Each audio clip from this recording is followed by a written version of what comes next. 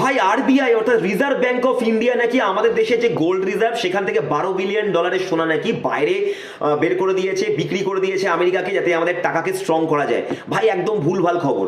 যেটা আসল খবর সেটা হচ্ছে মে মাসে 23 থেকে 26 তারিখের মধ্যে ব্লুমসবার্গ নামক একটি ইউএস বেসড মানে আমেরিকার একটা নিউজ কোম্পানি বা নিউজ এজেন্সি তারা একটা খবর বের করেছিল, যেটা বলেছিল যে RBI may have sold their gold reserve worth $12 billion.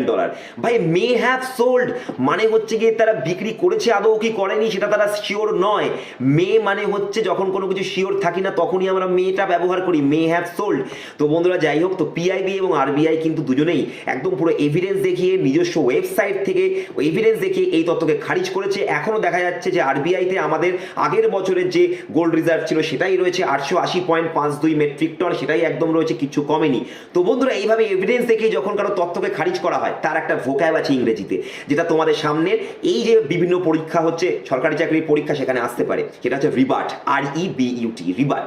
এটার নাউন ফর্ম হচ্ছে রিবাটল। এটার কটা সিনোনিম তোমাকে মাথায় রাখতে হবে। 1 নম্বর হচ্ছে কন্ট্রোভার্ট, 2 নম্বর হচ্ছে কনফিউট, আর 3 নম্বর হচ্ছে ডিবাঙ্ক।